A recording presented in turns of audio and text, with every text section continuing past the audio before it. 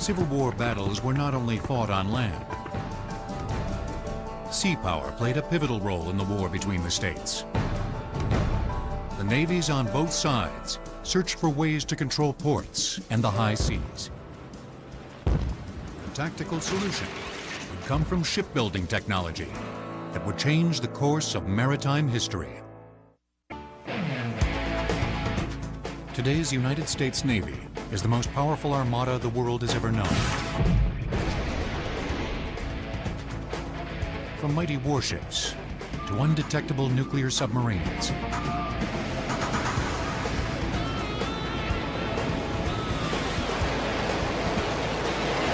It has an uncompromised global reach.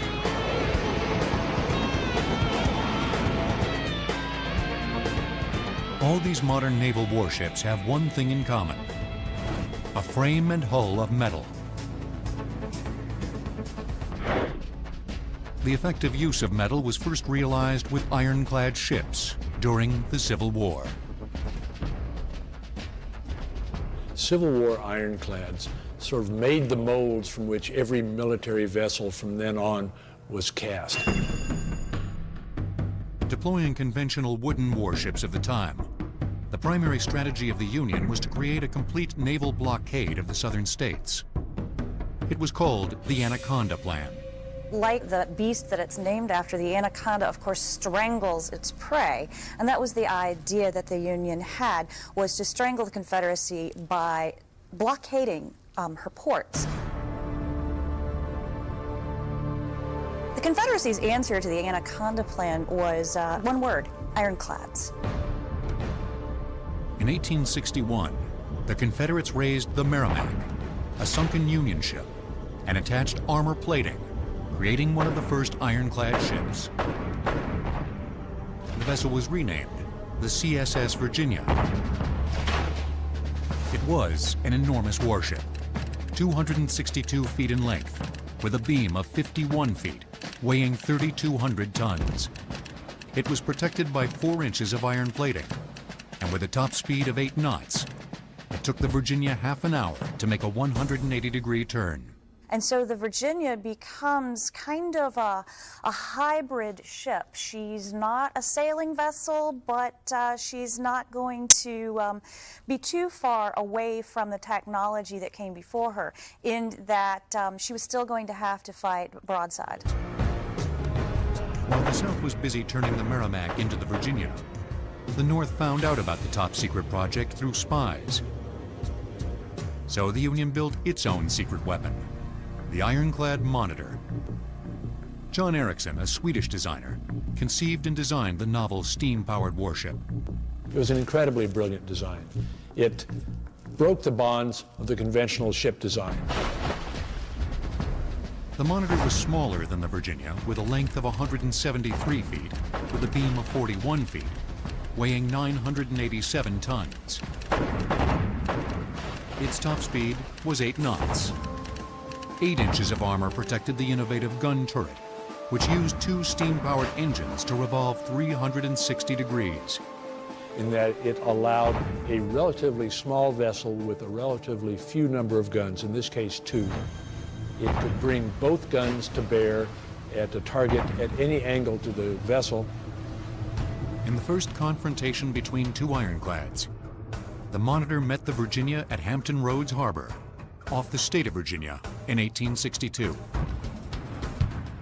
The Confederate vessel was already at battle, having crippled or sunk several Union wooden naval vessels, when the Monitor entered the scene. When the Virginia encounters the Monitor, the Virginia seems to have the advantage. She has 10 guns to the Monitor's 2. However, the Monitor has something that no other ship in the world at that time had: a revolving gun turret. The Monitor was hit 22 times, and the Virginia 20 by cannon fire during their 4-hour battle. However, neither vessel achieved a clear victory, since all the shells bounced off the armor. In the end, the battle was a draw, with each side believing it had won. The 2 ironclads never fought again. However, the real victory went to a future of iron and steel warships. A new technology had overcome naval weapons, and thereafter woe befall any nation that continued to build wooden frigates, because the Ironclads were now here. Although never sunk in battle, the Monitor was lost during a storm on New Year's Eve in 1862. More than 100 years later, in 1973, the Monitor was discovered in 240 feet of water, 16 miles off the coast of Cape Hatteras, North Carolina. Through painstaking effort, parts of the vessel have been raised, including the famous revolving turret. The prized artifact was taken to the Mariners Museum in Newport News, Virginia, where it rests today. It's housed in an enormous tank, containing a solution which will gradually remove the salt that has accumulated during almost a century and a half on the ocean floor.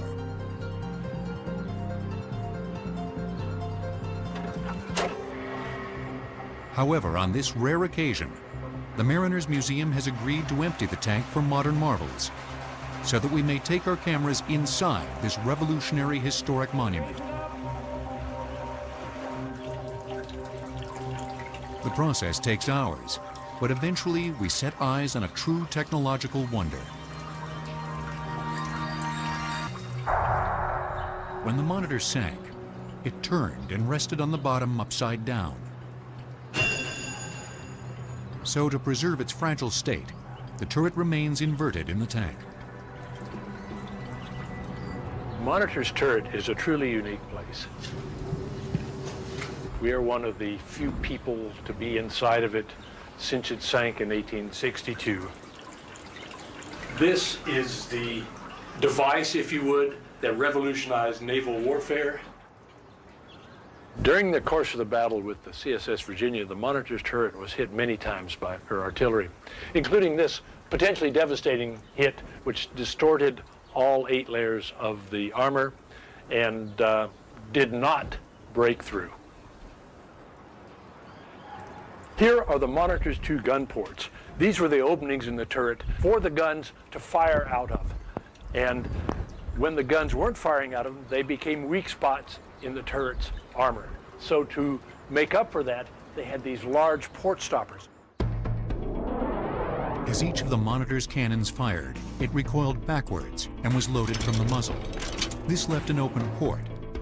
To protect the crew from enemy fire, a 1,200-pound wrought iron block was moved into place by a system of pulleys. Each time a gun fired, the port stopper swung into place to cover the open hole. During the battle, there were 21 men inside here, plus the 2 guns. It was dark, it was smoky, it must have been hellishly loud. The enemy fire clanging off the outside of the turret. The guns themselves roaring and leaping. They were stretching the technology of the time to build this, and it proved to be quite successful. The modern warship was born in the turret of the USS Monitor in the year 1862.